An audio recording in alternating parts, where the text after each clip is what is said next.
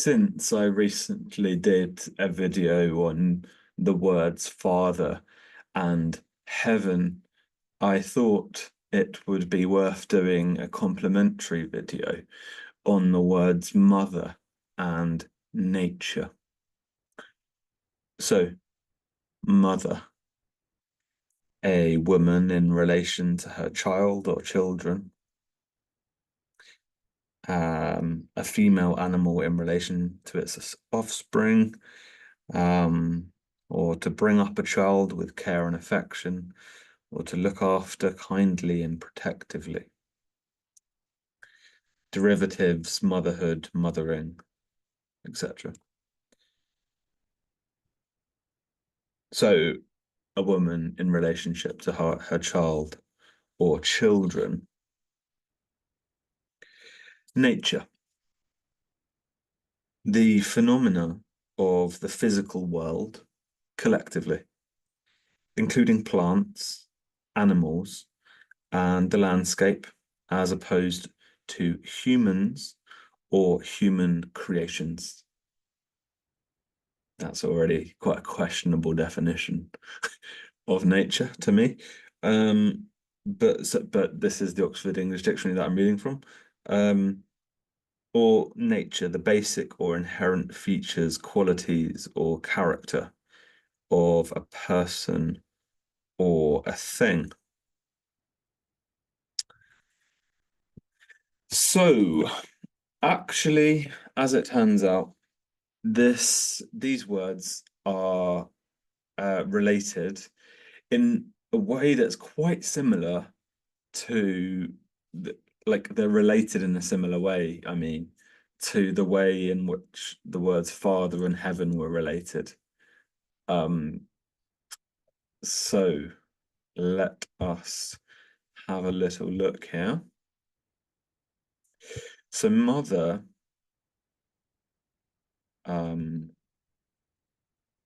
goes back. So we've got Proto-Germanic Moder, M-O-D-E-R, and then Proto-Indo-European, we have Mechter, meaning mother, and a synonym of Mechter is, I don't know if I can say this one, Genhitor. That's Genhto.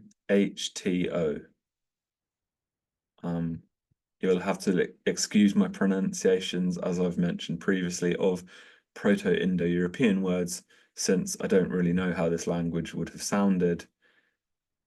So I'm just doing my best with the enunciation.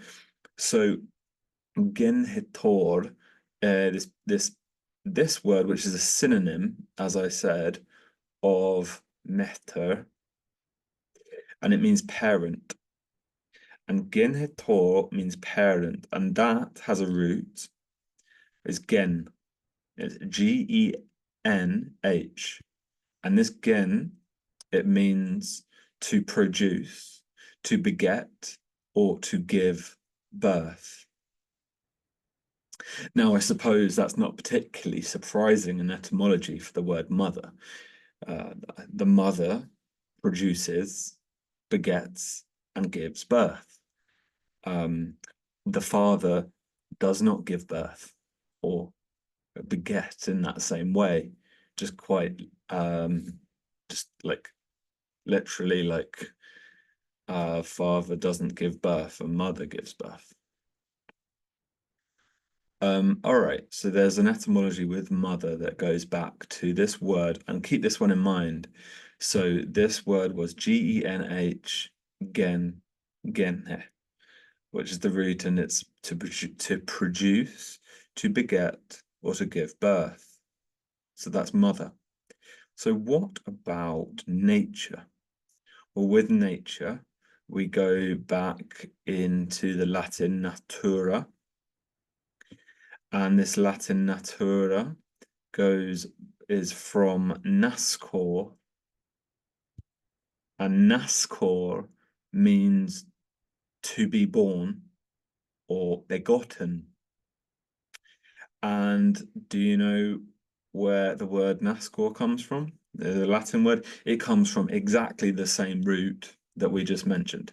This gene, okay? This gene meaning to produce, to beget, to give birth. So that is rather fascinating to me. In particular, what strikes me, so like, of course, mother perhaps is not that surprising that, like a mother, the mother begets and gives birth. And remember, like, I think it would be, well, it's interesting anyway to me to like think of these words mother and father in terms of a complementary relationship, as they are both parents, they're both parental roles or something like this. And what we said about the father is that had to do with protection, warding, covering. If you remember that, that's my previous video on father and heaven. So there's this notion of like covering and protecting with the father. Well, the mother gives birth and brings forth, begets, brings forth, produces, is indeed generative. The new generations, indeed, like you think, like the 70s, the 80s, the 90s, these are generations in time, and then we have like generations of people in these generations. This whole business of generation can only occur when new generations are born, obviously, and this birth is, comes from the mother. Now, what intrigued me more anyway, was that the nature itself comes from the same root. So like the very idea of, as it said in the dictionary, of like the natural world, what do we think of in contemporary science? Maybe the Big Bang, the production of atoms and molecules, and then life forms and all of this stuff. The central sort of image in all of that nature. Well, one of the things is that nature on certain materialistic pictures can be construed as dead or inert, lifeless, and that life is some kind of like accident, or like sort of like what's the technical term? Well, it's just, I don't know, an accident or some kind of cosmic fluke or something like this, that like most of matter is dead, inert, lifeless, or let's say like most of nature is dead, inert, lifeless. Now, that's kind of like a weird way of looking at nature, or like yeah, like basically a weird way is how I think of it, because like, well, in the light of this etymology, because like this etymology is pregnant with meaning. Like it's well, it's also living. Like you can really see how it has to do with this image of birth and generation. And like this generation thing has to do with like bringing forth. Um, I think so. I did a bit of an etymology on as is my way, on this idea of generation, okay? So, or so no, production, sorry. So remember this Proto-Indo-European word, gen with an H on it, basically is what it is. Gen with an H on the end, and it says to produce, to beget, to give birth. So I was curious, produce, what's produce? And produce is actually, it goes to a similar root to educate. You can probably hear it if I slow down my speech on these words. So I say produce, produce, educate. This like D-U-C is the sort of like common common thing I want to talk about here. So you go produce, it goes from the Latin produco, to lead forth, pro, forth or forward, and then I don't know how to pronounce this as usual, duco, duco. And this is Latin. And this duco means to lead, to guide, to conduct. And this goes to a Proto-Indo-European root, D-E-W-K, duke, meaning to pull or to draw or to lead. So education from this is like to lead forth, to like draw forth. And I mean, birth, when you think of birth, it like is a drawing forth in that way, like a drawing forth of a human being into the world. But I mean, you could think of it cosmically too, because like the idea or this conception of nature anyway is a living one, isn't it? It's a productive one, one that is pregnant with life and is leading forth, is being pulled forward, is productive, is generative, productive, generative. Okay, and so this is really classic in images of the mother goddess, or so-called as we call her Mother Earth or Mother Nature. And Mother Nature, as I hope this video will show, you know, basically are again two ways of saying the same thing in a very related way to how Father and Heaven are two ways of saying the same thing. And I don't know, like I want to be careful in these videos not to just like conflate meanings and just like sort of like smush it all into like one meaning. But it is interesting to me that like from the etymology of father and heaven, you can get to quite similar essential meanings when you look into the roots of both words. And in a similar manner with mother and nature, we're getting to this notion of producing, begetting. Something else with nature, by the way, is to mention this idea of nativity. So, like Christmas is the celebration. Well, you know, we have like these nativity scenes, yeah. Well, like nativity just means like the birth event of Jesus in the case of the Christian festival of Christmas. And that nativity is the birth. You know, that's another word I want to sort of put in here just to emphasize this relationship between nature, nativity, native, birth. Native, what's native? It means you were born somewhere. Or like it's like the language of or your native language, I suppose, would be like the language. I don't know if we're not necessarily born with language, are we? But maybe the native language would be like the language of the country where you were born, I suppose, um, or your native country, etc., would be connected to your where you were born.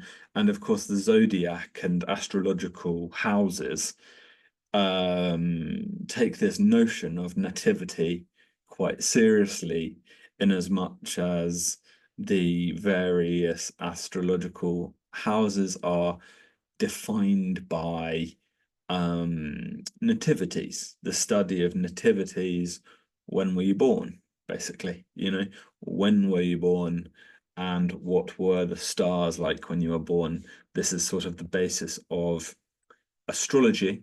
So there's this whole image of birth is the point, this birth connected to nature. So I think it's quite interesting, or it's very interesting to me anyway, because we have a very strong living image here, of a living image of birth, and that's connected to human experience.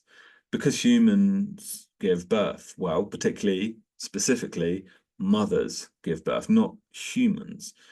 Men or fathers don't give birth. Um, so the mother, I mean, quite literally in terms of what we're talking about, the meanings is what generates, produces um, in this way. And then we had this idea of the father sort of covering and paying constant attention to um, uh, what has been produced, I suppose, or that was well, that's the other video, obviously. So I'll refer you to that one. But that had to do with like paying attention, warding, vigilance, paying attention continually, and sort of covering, protecting. Um, what I want to keep going on about actually is that this picture of dead nature, which is really kind of a materialist phantom of some like description and like completely alien to like most human worldviews that have existed, as far as I understand, um, is completely off base with it because like nature in what we're saying here has to do with this living image of birth. And indeed, like the thought that I'll play with is that nature, the word nature, the idea of the natural world is a notion that's formed by our image of mother. So like mother nature, like the mother is the paradigm of nature in this way. This idea of like producing, bringing forth, generating. Generosity too is another word here, and generosity is like a classical sort of virtue. And let me do generosity. I did it earlier, but I'm going to just do it again here. Um, so generosity is related to the same stuff basically. So generosity, generositas from Latin, generosos, meaning noble in origin, from genus, birth, origin, and again we get to this same Proto-Indo-European root gen, produce, beget, birth. So generosity is a very interesting one. It's I mean, this is maybe a different sort of theme entirely, but like the idea that naturally we are generous in that way, like or like naturally we give forth as human beings. Um, it's in our nature. And actually, it's in the nature of like trees and berries and like the fecundity is another word of the natural world is really important here. So when you think about fecundity, meaning to produce like an abundance of new growth and offspring. So when you think about generosity and generation and production and all of this stuff, well, this is just what like nature is doing. Yeah, so like you look at the trees, they're all these leaves. You look at the berry bushes bringing forth all these lovely berries, like, and all like birds, fish, animals bringing forth new life. Humans, of course, bringing forth new life. Nature, life on Earth, anyway is bringing forth, isn't it? It's very productive. This indeed is one of the reasons, actually. There's a picture which may be true, but I'm skeptical about it. Let me lay it out to you. You hear this thing of that, in the modern world, like we have material abundance. We have a lot of material abundance in the modern world in terms of the food and our economic resources. We live in an age of um, uh, abundance, yeah. And the story goes that because we live in this age of abundance, well, actually, if you transport back to I don't know, Stone Age times of Stone Age human beings, then those in those conditions, life was very harsh. And actually, it wasn't so abundant. It was much more scarce, actually, food.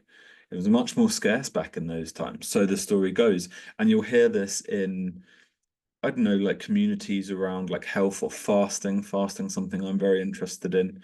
And there's a kind of story that will go with fasting, like, like when you fast, when you don't eat food, it's you're emulating sort of the conditions of scarcity in olden times, in like ancient human times, because they didn't have as much abundance, so the story goes.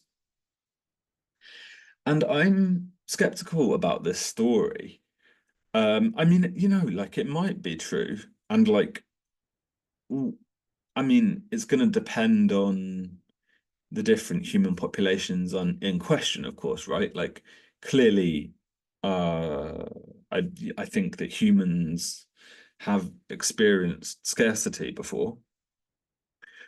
And like if you're in a desert, for example, uh, there's not going to be a lot of production like of vegetation going on in a desert by definition, yeah. So, like I can hear that.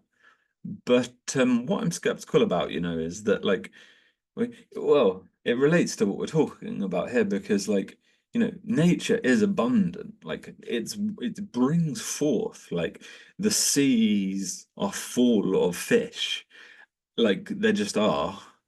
And then okay, like fishing is like a technique to like get them, and then that might be difficult. But like the actual resources of like the fish are abundant. And if you're a vegetarian and you don't like the idea of like animals being abundant, which they are, um, you know, that's what a farm is ultimately, yeah, is just like understanding the abundance of animals and just like making use of that. And of course, that gets into the agricultural revolution and stuff. So because we used to hunt for food, but even hunting food is like, like the great was it caribou um packs or herds or whatever the word are great, abundant. Or like the salmon coming down the stream, again, abundant. Okay, let's take animals off the menu. Let's say we're vegetarians. Well, again, like berry bushes and different forms of vegetables that we can eat and all of this stuff, all the different crops are abundant. Now, yeah, I don't know. That gets me into like a whole different area, I suppose. But like, I don't know. I'm open to the possibility that actually, because we know, like, for example, or or I don't know, like talking about like ancient humans is and their lifestyles is I think we know a lot about it, but it's the stuff we don't know, of course. But like it's been suggested that they lived a lot, they worked a lot less. Like, so they worked a few hours a day, didn't live high stress lifestyles, worked a few hours a day, maybe to hunt, maybe to gather, etc. And basically chilled and enjoyed that stuff. And like it's an interesting image to me. And I think I lean to more towards it actually, in terms of what I think might be true. Like because like nature is abundant is my point I'm trying to make. And so if you're an ancient hunter-gatherer community, why, like, given nature's abundant, I get the seasons fluctuate, I get things like that. I get like you need the technique and you need like the resources and the like strategy to like hunt properly and to gather and to know your different mushrooms and these different things. But like the essence of nature, the essence of life on Earth is like this abundance. It's giving forth, it's producing all the time berries, trees, fish, animals, like all of this stuff that is like what is going on with nature. So like, yeah, anyway, like I feel like our ancestors might have lived in conditions of abundance, given that nature itself may be abundant in its most essential definition.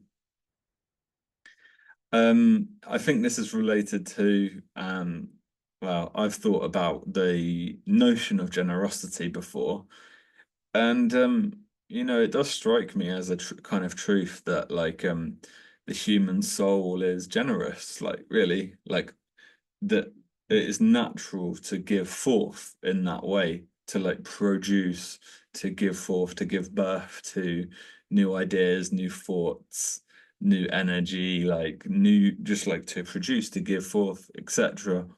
And this again comes to the essence of life. We're generative in that way, we're giving in that way.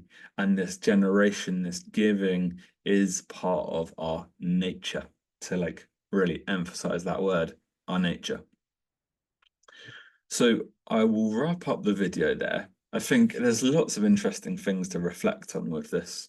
And my surprise was, I mean, it makes sense that mother goes back to this idea of birth, obviously.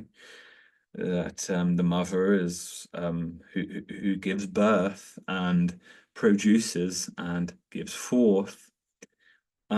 It's interesting to me that nature itself comes to the same notion because it gives us an image of a living world. And of course, that is the world we experience as um,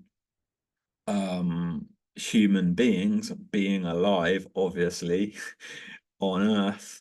And I mean, it depends upon whether you believe in aliens, I guess. But like we haven't found life anywhere else yet. I mean, as I say, if you believe in aliens, like maybe you reckon we have, fair enough. And like the notion of like an infinite cosmos, um, can incline the mind to be like, okay, there must be some life out there. And I hear that, like, but like I don't think we have any hard evidence really of life anywhere other than here. And when I say here, I mean here in terms of you are alive, you are nature. So this leads me to my skepticism and criticism of the Oxford English Dictionary, which I can't remember exactly what it just said, but it said nature, plants, animals, natural environments, all of these things uh, as defined as not humans or not involved in humans. That's literally the dictionary definition of nature, is like plants and animals, literally anything but humans. Like humans are for some reason excluded from the picture of nature, which, which, um, which, I mean, yeah, there's something interesting about human beings in a sense. There is something supernatural about the human being. So there might be something to that, but from another perspective, like we are lifing, we are the cosmos, cosmosing, or whatever. Like, like where does this separation come from? I don't really get it. Like, I understand that like plants and vegetables and animals are different, but like, yeah, it seems like an absurd definition to me. But anyway, getting a bit off track with that. But yeah, like this image of a living, animated nature, and that the cosmos we inhabit is birthed, is produced, is indeed living, perhaps. And this might suggest the world soul, the Neoplatonic world soul, the anima mundi, the soul of the cosmos, the cosmic soul, like that's kind of a more sort of notion of nature, notion of thing. Oh yeah, a notion of nature that's closer to this older meaning, which has to do with generation and production, which are life processes, aren't they? To generate, to bring forth, to birth, etc., are processes of life, moving of life, drawing forth, pulling forth of life. So I think that's all super, super fascinating. Anyway, thanks so much for listening to this. And I really hope you enjoyed it. I hope you found it insightful. I certainly found it really insightful looking into these words.